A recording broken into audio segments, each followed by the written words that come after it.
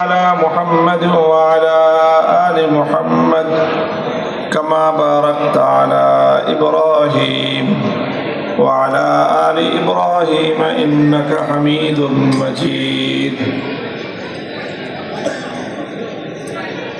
محترم صدر اجلاس علامہ شیخ تاج الاسلام হাফিজাহুল্লাহ, হযরত উলামায়ে কেরাম, সম্মানিত শ্রদ্ধাভাজন আমার বয়োজ্যেষ্ঠ মুরব্বী সাহেবান, সমবেত ইসলাম প্রিয়, কোরআন প্রেমিক, নবী প্রেমিক তাওহীদি মুসলমান ভাই ও বন্ধুগণ, আল জামিয়াতুল ইসলামিয়া ফিরোজ শাহ বড় মাদ্রাসার 50 বছর পূর্তি উপলক্ষে আয়োজিত দস্তারবন্দি সম্মেলনে আল্লাহ পাক রব্বুল আলামিন আমাদেরকে শামিল হওয়ার তৌফিক দিয়েছেন। রব্বে করিমের বড়ই মেহেরবানি, এই জন্য শুকরিয়া আদায় করি আলহামদুলিল্লাহ। একটি শিক্ষা প্রতিষ্ঠান তার প্রতিষ্ঠার 50 বছর পূর্তি করবে, এটি অবশ্যই শুধু ওই শিক্ষা প্রতিষ্ঠানের জন্য নয়, বরং সেই শিক্ষা প্রতিষ্ঠানের সাথে সম্পৃক্ত প্রতিটি মানুষের জন্য, সকল ছাত্র শিক্ষক, এই প্রতিষ্ঠানের সাথে সম্পৃক্ত এলাকাবাসী এবং এই প্রতিষ্ঠানকে যারা দুনিয়ার বিভিন্ন প্রান্ত থেকে বিভিন্ন সময়ে সহযোগিতা করার সৌভাগ্য অর্জন করেছেন, তাদের সকলের জন্যই এটি একটি গৌরবের বিষয়, একটি আনন্দের উপলক্ষ। আমরা এই ঐতিহাসিক গুরুত্বপূর্ণ সময় মুহূর্তে আল্লাহর কাছে দোয়া করি, আল্লাহ পাক রব্বুল আলামিন এই জামিয়া ইসলামিয়া ফিরোজ শাহ মাদ্রাসার উন্নতি এবং এর তারাক্কির ধারাবাহিকতা আল্লাহ অব্যাহত রাখুন। অতীতের মতো দেশ, জাতি এবং মিল্লাতের খিদমতে এই জামিয়া আরো বড় অবদান রাখুক, আমরা আল্লাহর কাছে সেই দোয়াই করি। মুহতারাম হাজিরিন, আল্লাহ পাক রব্বুল ইজ্জত আমাদেরকে এমন এক নবী, এমন এক পয়গম্বরের অনুসারী বানিয়েছেন যার জীবনে রয়েছে আমাদের জন্য সর্বোত্তম আদর্শ এবং নমুনা। আল্লাহ নিজেই ঘোষণা করেছেন, লাকাদ কানা লাকুম ফি রাসূলিল্লাহি উসওয়াতুন হাসানাহ।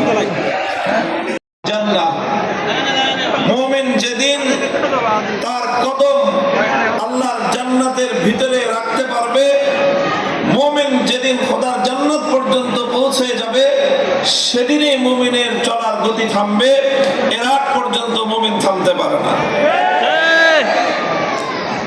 তাহলে যতদিন পর্যন্ত আমার এবং আপনার বেহেশত লাভ করা, জান্নাত প্রাপ্তি কনফার্ম না হচ্ছে, ততদিন পর্যন্ত কোনো ক্লান্তি নাই, শ্রান্তি নাই, অবিশ্রান্ত ভাবে আমাদেরকে সামনের দিকে পথ চলতে হবে।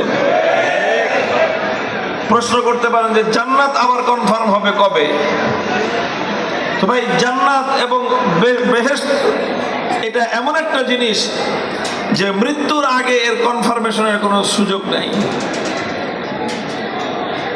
দুনিয়ার কোনো মানুষের জন্য মৃত্যুর আগ পর্যন্ত তার জান্নাত, তার বেহেশত এবং তার পরকালের পরিণামের বিষয়ে নিশ্চিত হওয়ার কোনো সুযোগ নাই। বরং যখন মানুষ মৃত্যুবরণ করবে, যখন মানুষের শেষ নিঃশ্বাস ত্যাগ হবে, তারপরেই একজন মানুষের চূড়ান্ত গন্তব্য নির্ধারিত হবে যে ওই মানুষটার পরিণাম দোজখ হবে না বেহেশত হবে, জাহান্নাম হবে না জান্নাত হবে। এই চূড়ান্ত গন্তব্য নির্ধারণ হবে কখন? যখন মানুষের শেষ নিঃশ্বাস ত্যাগ হবে, যখন একজন মানুষ মৃত্যুবরণ করবে।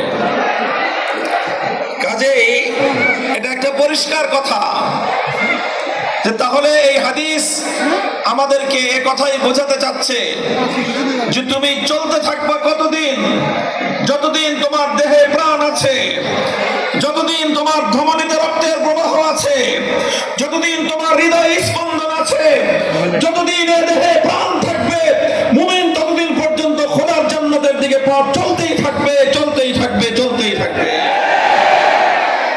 এটা হলো একজন মুমিনের ব্যক্তিগত তার টার্গেট, একজন মুমিনের ব্যক্তিগত তার লক্ষ্য হলো, ততদিন আমি নীরব হব না, ততদিন আমি থমকে দাঁড়াবো না, ততদিন আমার পথ চলা থামবে না, যতদিন আমি আল্লাহর সন্তুষ্টি অর্জন করে আমার এই প্রাণ আল্লাহর হাতে সুপর্দ করতে না পারবো, আমার এই জীবন যতদিন আমি আল্লাহর কাছে তার আমানত বুঝিয়ে দিতে না পারবো, ততদিন আল্লাহর দ্বীনের পথে পথ চলা কোনো মুমিন স্তব্ধ করে দিতে পারে না, কোনো মুমিন থমকে দাঁড়াতে পারে না। এটা হলো মুমিনের ব্যক্তিগত টার্গেট। আর মুমিন সমাজের একটা সমষ্টিগত একটা টার্গেট আছে, একটা সমষ্টিগত টার্গেট। সমষ্টিগত সম্মিলিত টার্গেটটা কি? সম্মিলিত টার্গেট হলো লা ইয়াবকা আলা যাহরিল আরদি বাইতু মাদারিন ওয়ালা ওয়াবার ইল্লা আদখালাহুল্লাহুল ইসলাম ইম্মা বিইজ্জি আজিজ ওয়া ইম্মা বিযুল্লি জালিল। আল্লাহর পয়গম্বর বলেছেন, রাসূল আকরাম সাল্লাল্লাহু আলাইহি ওয়াসাল্লাম ভবিষ্যৎবাণী করেছেন যে আমার উম্মত, এই উম্মত পথ চলতে থাকবে, এই উম্মত আল্লাহর দ্বীনকে নিয়ে সামনে অগ্রসর হতে থাকবে, আর এই আল্লাহর দ্বীনকে আল্লাহ পাক দুনিয়াতে বিজয়ী করতে থাকবেন, আল্লাহর দ্বীনের এই দুনিয়াতে বিজয় প্রতিষ্ঠিত হতে থাকবে, দ্বীন এবং ইসলাম সামনে অগ্রসর হতে থাকবে। কতদূর অগ্রসর হবে? লা ইয়াবকা আলা যাহরিল আরদি বাইতু মাদারিন ওয়ালা ওয়াবার। এই পৃথিবীতে ভূপৃষ্ঠের মধ্যে কোন একটি ঘর অবশিষ্ট থাকবে না, চাই সেটা কোনো শহর অঞ্চলের আকাশ ছোঁয়া অট্টালিকা হোক, অথবা সেটা কোনো নিভৃত কোনো পল্লী গায়ের ভাঙ্গা কুড়ে ঘর হোক, সেটা কোনো বেদুইনের সেই মরুভূমিতে একটি তাঁবুর ঘর হোক, অথবা কোনো বেদে পল্লীর একটি নৌকার ছাউনি হোক, আদখালাহুল্লাহুল ইসলাম। প্রতিটি ঘরে ঘরে আমার আল্লাহ পাক রব্বুল আলামিন ইসলামকে বিজয়ী বেশে প্রবেশ করাবেন। প্রতিটি ঘরের মাথার উপর কালেমার পতাকা উড়বে। ইসলামের চূড়ান্ত বিজয় तमाम পৃথিবীর সমস্ত তাগুতি শক্তি ঐক্যবদ্ধ হয়ে রুখে দাঁড়াতে পারবে না ইনশাআল্লাহ। মুহতারাম হাজিরিন,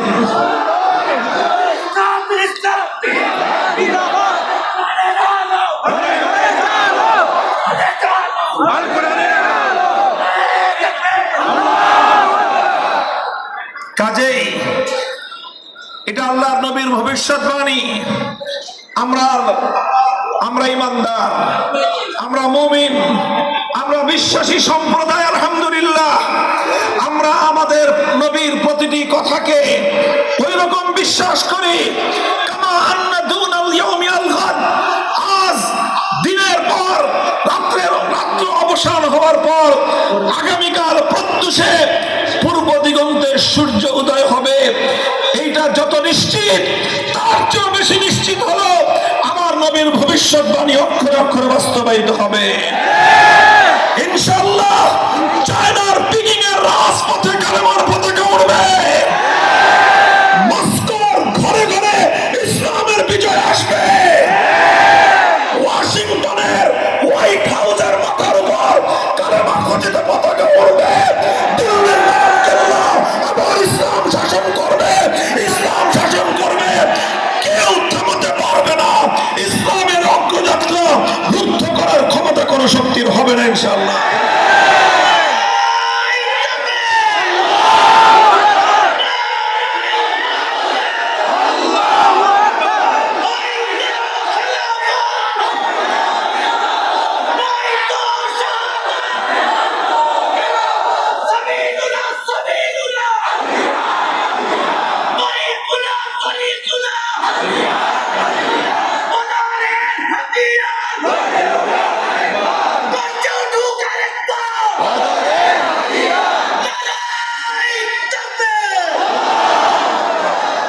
সুতরাং আমাদের দুটি গন্তব্য, একটা হলো প্রত্যেক ব্যক্তির পার্সোনাল গন্তব্য, তার ব্যক্তিগত গন্তব্য। আমরা চলতে থাকবো, আল্লাহর দ্বীনকে নিয়ে সামনে অগ্রসর হব। দ্বীনের পথে চলতে চলতে যদি কোনোদিন জালিমের বুলেট আমার বুকে বিদ্ধ হয়, কোনোদিন যদি আমি আল্লাহর রাহে শাহাদাতের সুদে যদি আমার সামনে চলে আসে, আমি যদি অবস্থায় বুলেট বিদ্ধ হয়ে আমার লাশ খোদার জমিনে যদি পড়ে যায়, মরতে মরতে লাশ পড়ে যাওয়ার সময় হামাগুড়ি দিয়ে দিনের চান্দানি আমরা সামনে অগ্রসর হব।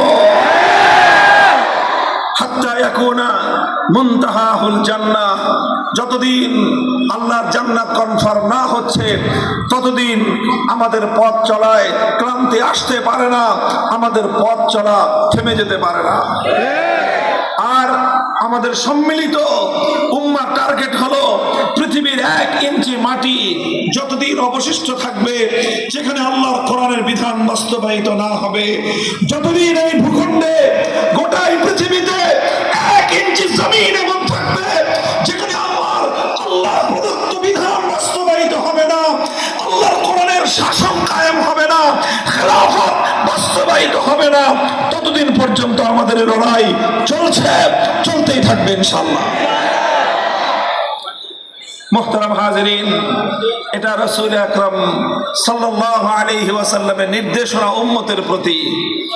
এটা উম্মতের শুধুমাত্র উম্মতের প্রতি আল্লাহর নবীর মৌখিক নির্দেশনা, শুধু সেটাই নয়, বরং এটাই আমরা যদি আমাদের নবীর পবিত্র সিরাতকে যদি আমরা অধ্যয়ন করি, আল্লাহর নবীর নবুয়তের 23 সারা জিন্দেগির যদি আমরা একটু পর্যালোচনা করি, তাহলে আমাদের সামনে সিরাতুন নবীর যেই চিত্র ভেসে উঠবে, নবীর জীবনের পাতাগুলো যেগুলো আমাদের সামনে উদ্ভাসিত হয়ে উঠবে, আমরা সেখান থেকেও এরই বাস্তব দৃষ্টান্ত আমরা খুঁজে পাবো। নবী আকরাম সাল্লাল্লাহু আলাইহি ওয়াসাল্লাম তার জীবন চলার পথে কোনো স্তরে গিয়ে থেমে যাননি, বরং প্রতিটি স্তর অতিক্রম করার পরে সামনের টার্গেটকে সামনে রেখে নবীজি দুর্বার গতিতে সামনের দিকে অগ্রসর হয়ে গিয়েছেন। আমরা যদি আল্লাহর পয়গম্বরের নবুয়তের জীবনটাকে একটু এক নজর এর উপরে একটা সাধারণ দৃষ্টি বলাই, আমরা দেখব যে নবী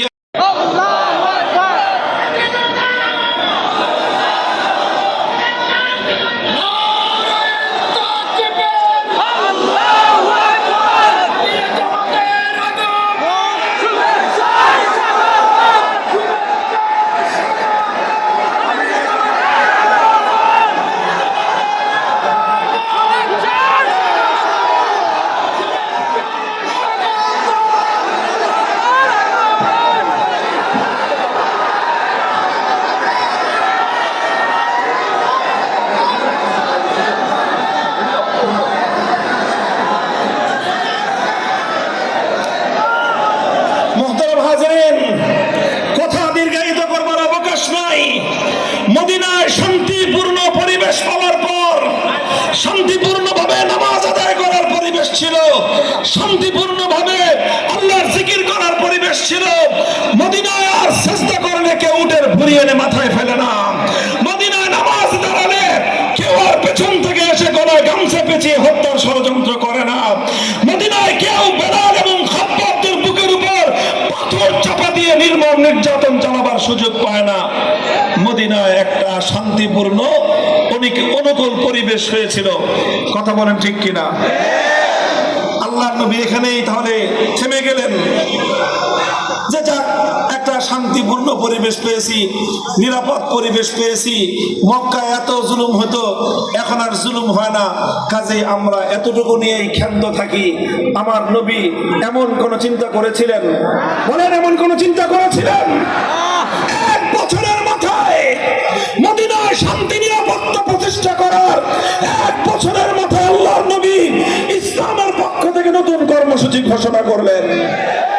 উযিনা লিল্লাযীনা ইউকাতালুনা বিআন্নাহুম যুলিমু ওয়া ইন্নাল্লাহা আলা নাসরিহিম লাকাদির।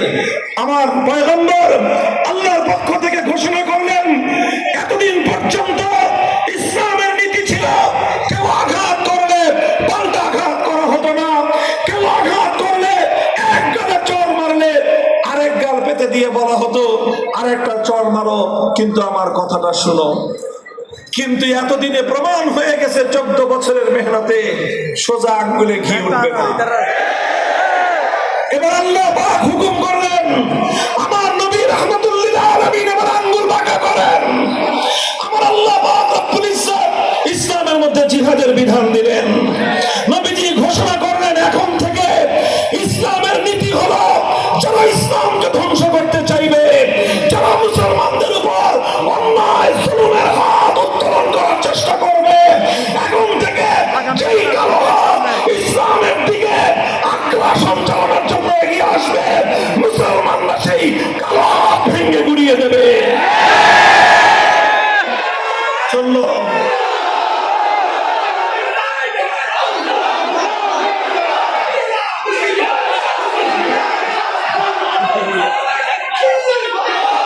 বদর হলো, ওহদ হলো, খন্দক হলো, লম্বা ইতিহাস। 7ম হিজরিতে হুদায়বিয়ায় সন্ধি হলো। হুদায়বিয়ার সন্ধির পরে নবীজি রাজনৈতিকভাবে নেতৃত্ব হাসিল করলেন। হুদায়বিয়ার সন্ধির মাধ্যমে আমার নবীর রাজনৈতিক দূরদৃষ্টির প্রমাণ পাওয়া গেল।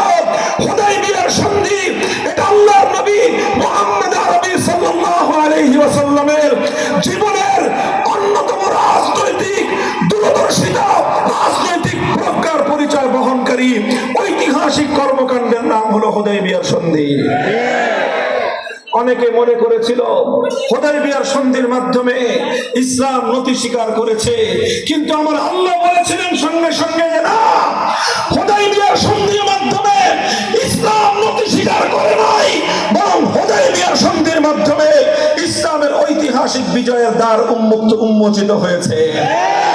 আমার আল্লাহ হুদায়বিয়ার সন্ধির সঙ্গে সঙ্গে সূরাতুল ফাতহ নাযিল করে আল্লাহ বলেছিলেন, ইন্না ফাতাহনা লাকা ফাতহাম মুবিনা।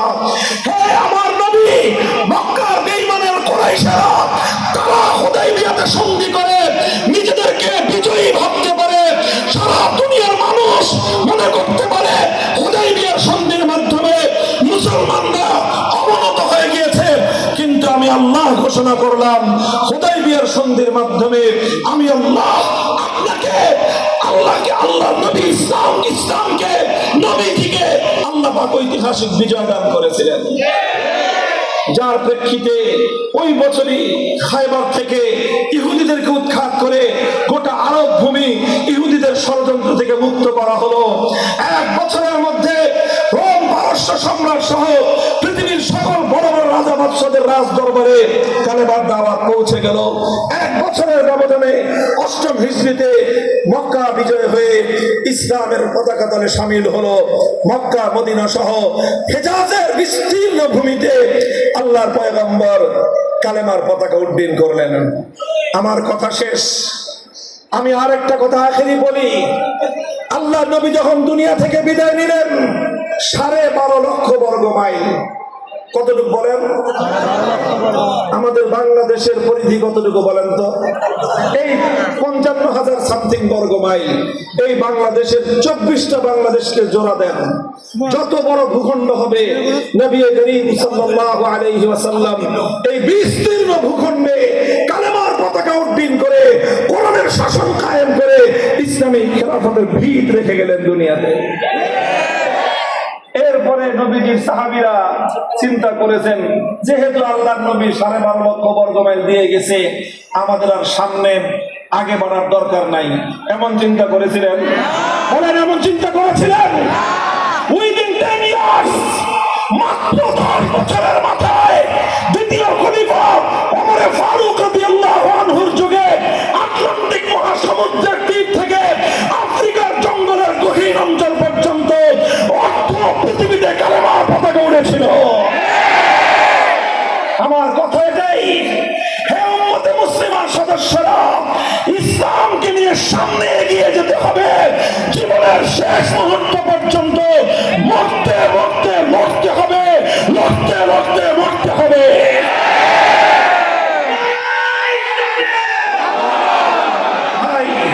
আমাদের পূর্বপুরুষগণ আমাদের জন্য অনেক ত্যাগ কোরবানি করে আমাদেরকে একটা অবস্থানে রেখে গেছেন। আমাদের পূর্বপুরুষরা 1905 সালে পূর্ববঙ্গকে পশ্চিমবঙ্গের দাদাবাবুদের আধিপত্যবাদ থেকে মুক্ত করার চেষ্টা করেছেন, কিন্তু রবীন্দ্রনাথ ঠাকুরদের উগ্র সাম্প্রদায়িক সহিংস আন্দোলনের কারণে কারণে সফলতা পরিপূর্ণ আসে নাই, তার বদলে 1947 সালে পূর্ববঙ্গের মুসলমানরা দিল্লিকে লাল কার্ড দেখিয়েছে। তারপরে পিন্ডির সঙ্গে আমরা একত্রিত হলাম। পিন্ডিরা পশ্চিম পাকিস্তান